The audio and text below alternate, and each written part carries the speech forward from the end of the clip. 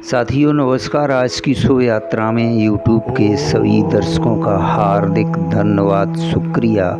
पांतजल योग सूत्र योग दर्शन सूत्र 34 कैवल्य पाद में कहते हैं, पुरुषार्थ शून्य गुणों का अपने कारण में विलीन हो जाना कैवल्य है, अथवा यूँ कहिए कि चित्त शक्ति का अपने स्वरूप में प्रतिष्ठित हो जाना कैवल्य है। मित्रों, प्रसार और संकोच सृष्टि का नियम है। आरंभ में इस सृष्टि का मूल स्वरूप अव्यक्त था, यह त्रिगुणात्मक था।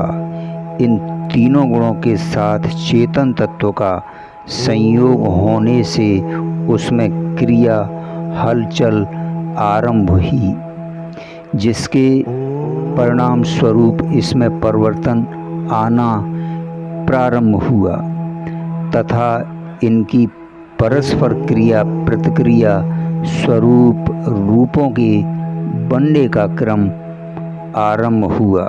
मित्रों, जिससे सृष्टि का विस्तार होता चला गया।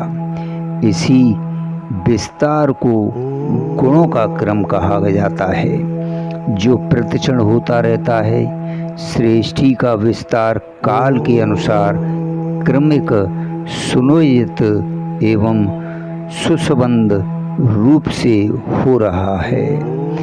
इसलिए इसमें एक साम्य एवं सुव्यवस्था है। वह मूल तत्व जो इस समस्त विस्तार का कारण है, उसे ब्रह्म कहा जाता है। ब्रह्म का अर्थ ही फैलना है। विज्ञान भी यही मानने लगा है कि ये सृष्टि फैलती ही जा रही है। जिस प्रकार फुग्गे को फुलाया जाता है, उसी प्रकार उसका फैलना जारी है, किंतु इसके फैलने की भी एक सीमा है। मित्रों, जिसके बाद इसमें पुनः संकोच प्रारंभ होगा। यह ब्रह्मांड फैलता जा रहा है। एक सीमा के बाद इसमें पुनः संकोच की प्रक्रिया आरंभ होगी एवं वह अपने मूल स्वरूप में आ जाएगा।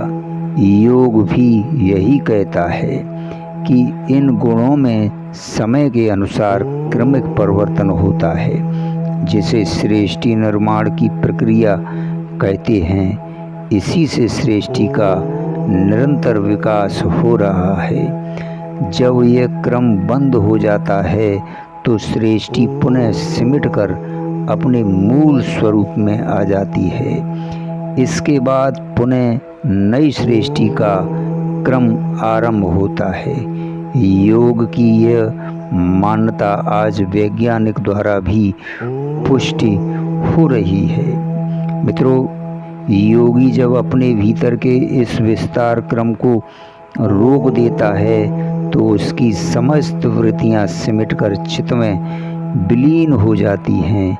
यह चित्त वासना एवं अपनी क्रिया शक्ति के गुण के द्वारा चित्त से संयुक्त होकर विस्तार को प्राप्त होता है। यह सारा अविद्या के कारण होता है। जब योगी इसको तथा चेतन आत्मा को भिन्न भिन्न भांति भली भांति प्रकार से जान लेता है तो उस अविद्या का नाश हो जाता है। मित्रों, जिससे प्रकृति और पुरुष का संयोग हुआ था, उस अविद्या नाश से ये तीनों गुण पुरुषार्थहीन हो जाते हैं, क्योंकि चेतना के बिना यह जड़ प्रकृति निष्क्रिय है। इस स्थिति में वह चित्त अपने गुणों में विलीन हो जाता है, अर्थात वह प्रभावहीन ही हो जाता है। जब प्रकृति तत्व उस योगी से पृथक हो जाता है तो शुद्ध चेतन आत्मा ही शेष रह जाती है। वह अपने इसी स्वरूप में नित्य स्थित रहता है। यही उसका वास्तविक स्वरूप है, जिसे वह प्राप्त कर लेता है। फिर उसका ना कोई जन्म है ना मृत्यु है, वह सदा के लिए ब्रह्म स्वरूप ही हो जाता है। यही उसका कैवल्य अथवा मोक्ष है। जहाँ से आया था वहीं पुनः पहुँच गया। यद गत्वा व निर्वन्ते तदादम परम मम, गीता में यह कहा गया है। सृष्टि की गति वृत्ताकार है, इसलिए जहाँ से आरंभ हुआ था वहाँ पुनः पहुँच जाने से ही व्रत पूरा होता है। सृष्टि की यह समस्त गति व्रत की परिधि पर थी। केंद्र पर पहुँच जाने पर समस्त गतियाँ समाप्त हो जाती हैं। मित्रों, वह स्थिर अवस्था में आकर श्रेष्ठ मात्र रह जाता है। यही कैवल्य अवस्था ईश्वर का धाम, जगती का केंद्र है। भिन्न वर्णम एवं नाम देने से उसका स्वरूप नहीं बदलता। मित्रों, यही चित्तवृत्ति निरोध, परम पद तथा परमानंद की अवस्था है। धन्यवाद, शुक्रिया।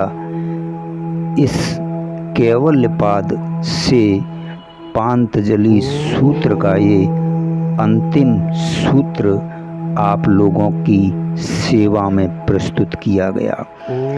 मित्रों, मैं महर्षिकृत पांतजल योग सूत्र योग दर्शन के अनुवादकर्ता श्री नंदलाल दसोरा जी को धन्यवाद और स्वागत करता हूँ, जिन्होंने ऐसी कृति की रचना की है जो आज समाज के मानव मात्र के कल्याण के लिए हितार्थ है।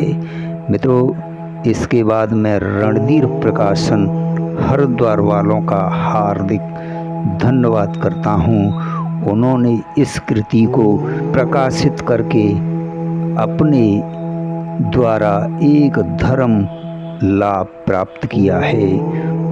धन्यवाद, शुक्रिया सभी लोगों को। इस कृति सुनने और सुनाने वालों को मैं पुनः धन्यवाद करता हूँ।